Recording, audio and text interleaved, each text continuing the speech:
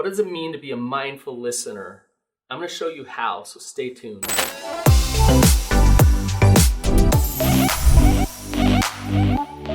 you guys ever heard of reflective listening? Maybe you've heard of reflective listening, but you don't actually know how to do it. So as a therapist, I work with couples all the time on how to reflective listen and how to listen mindfully to each other. So I'm going to give you some specific tools on what you can do to actually listen to your partner. So listen up to the end. I've been a therapist for over 10 years. I'm a clinical therapist, and I've worked specifically with couples working through some of the most difficult things. And one of the most important things that they can do with each other is start to listen to each other. So I've been teaching listening skills for a long, long time. These things work, but they take practice. So be patient with yourself and practice the things that I show you. It's important that you know with your partner, you're not trying to win. Don't argue about things. There's a difference between a discussion and an argument. In an argument, you're trying to get on top. You're trying to win. You're trying to overcome that person. In a discussion, you're trying to understand. Listening is about understanding. The skills of listening help you understand a person better. So as you practice these things, remember, you're not trying to get your point shoved down their throat. You're actually trying to understand them. I want to talk to you about the different levels of listening.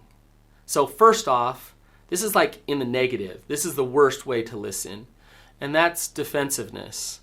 It's shutting down, it's getting aggressive back, it's turning the tables, creating distractions. That's defensiveness. That's the furthest thing from actually listening to somebody. Now, we all do it sometimes, some more than others. But when there's a lot of insecurity there, when there's a lot of fear there, when there's a lot of shame there, then your brain is going to fire off and say, defend yourself. And what your partner's going to feel when you do that is, you don't care. You don't want to hear me. You don't want to see me. You're more concerned with protecting yourself than you are concerned about listening to what I have to say. So the first thing that you can do to be a mindful listener is to regulate your emotions, stay in your wise mind, don't trigger off into fear and shame and all of these things, and don't get defensive. Ground yourself. Be mindful of where you're at. Realize that you're safe and that you can hear what they have to say, and that you can tolerate what they have to say. And not just tolerate it, but learn how to validate it and connect with them and understand them. So working on your own shame and your own fears is important so that you can be a mindful listener. One of the first things that you can do so that you're not defensive is what I call level 1 listening. And it's not the best, but it's better than defensiveness. And what that is parroting back to your partner. So literally, you're a parrot to your partner. They say, I'm feeling sad. And you say back to them, I hear that you're feeling sad. Now, why this is helpful is because at least you're not defensive. You're just reflecting back what they're saying. I'd like to do this, or I'd like to do that. And you say, I hear that you'd like to do that. I'd hear that you'd prefer that. So you're just regurgitating what they're saying to you. But when you do that, you're showing them, I'm here with you, I'm mindful, and I'm connected to what you're saying. I'm not on my phone wandering off. I'm not trying to avoid what you're saying. I'm actually listening. My ears are open. Now let's get into the good stuff. And I call this level 2 listening, but this is what I'm talking about when I talk about reflective listening. I want you to think about it as if you're an explorer with your partner. Your partner might not know why they feel what they feel, or why they're being triggered a certain way, or what's going on with them. And they're coming to you and they're just starting to open up and they're starting to express it. When you become an explorer with them, you're helping flush out what they actually feel. You're helping them realize who they are and why they feel what they feel. And reflective listening can do that. So it's not about you, it's about them. And you start to reflect back what they're saying. And they're kind of using you to realize who they are. So let me show you how this works. Let's say they say, I'm hurt by what my friend said to me. And you can parrot back and say, I hear that you're hurt by what your friend said. or you can start to explore. Exploration is all about inquisition. So you become inquisitive. Oh, I can tell that you're hurt. Why do you think you're hurt? What was that like for you? Tell me more. So those words, tell me more, are a great reflective listening tool. Another great reflective listening tool is seems. It seems like to me that you're feeling sad, or you're feeling really angry about what happened. And when you're inquisitive, you're not saying, well, it sure seems like you're feeling sad or angry. Your tone is inquisitive. I feel that that's what you're feeling. Is that what it is? Is that how you're feeling?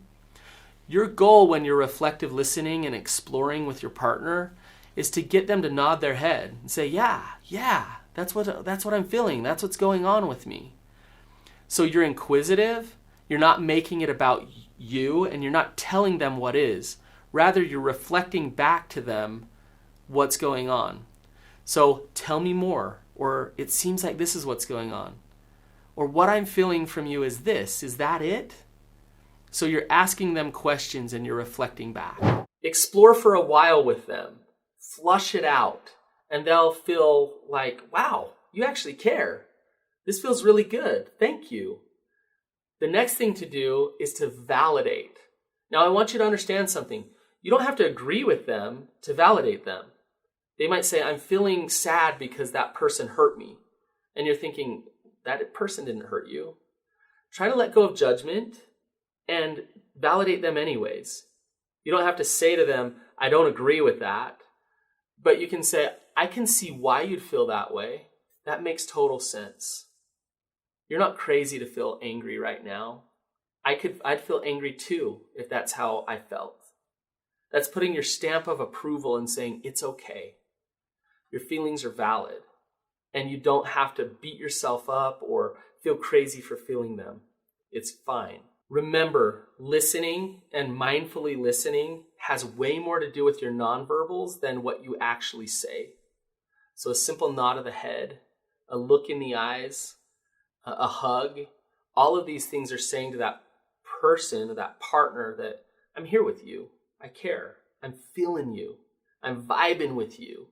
And I'm non-verbally showing you that I actually care about you. All of this, reflective listening, exploring with your partner, validating them, vibing with them on a non-verbal level, all of this leads to what's called empathy.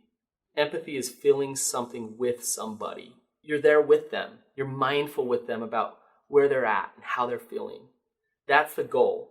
When they feel like you're connecting to them, they're going to feel love. They're going to feel relief. And they're going to feel seen by you. I'm going to give you a few more pointers about the things that really get in the way of reflective listening and connecting to your partner. But before I do, if you found this video helpful, then please like it. And please comment below about things that work for you and things that don't work for you when you're trying to listen to your partner. It's important that you leave judgment out of this equation. Judging your partner and already knowing the answers about what they're going to say and why they're going to say it doesn't help you be mindful and with them in the moment. So instead of thinking that you already know all the answers, stop and be mindful with them in that moment and explore with them. Assumptions don't help either. Don't make assumptions about who they are or what they're going to say. Assumptions get in the way of you being a mindful listener. The last thing that really gets in the way is agendas. If you have an agenda and the only reason why you're listening is because you want something, or you want them to see something a certain way, you want them to see why you're so right, or you're trying to get sex out of listening to them, or whatever it is, that agenda is going to get in the way of you just being mindful with them and connecting to them and listening to them. Again, the sign that you're looking for is a nod, is a yes. You want them to say, yeah, thank you. You're helping me realize who I am and what I feel. So try to create those nods as much as possible. And I promise you, the more you listen mindfully with your partner, the more intimacy you're going to have, the more connection you're going to have, and the more fulfilling your relationship is going to be. Learning how to listen can be the most important thing you do for your relationship. It can change everything. It changes your ability to work through the hardest things, your ability to feel love and connection and support from your partner. And sometimes all it takes is just a few little tools, a few little skills to actually start to connect to your partner. So all of this stuff that I talked about is awesome, but it doesn't work by just watching this video. You have to go practice it. So I challenge you to go practice some of this stuff with your partner as soon as possible. And it will probably go horribly because you've probably struggled to connect and listen and communicate in a healthy way. But when it does go horribly, try it again. Try it again and again and again. And eventually you're going to start to get it. And you're going to start to experience the connection that I've been talking about. So go and practice it. I've developed groups for couples to actually learn how to connect and listen. So check out liftforrecovery.com and you can find some of my groups there and get involved in learning how to connect better with your partner. Listening to each other is important, but if you're struggling being vulnerable and empathizing and listening, there may be some other problems. So please go check out my other video, How Long Can a Marriage Last Without Intimacy? It will help you address some of those things.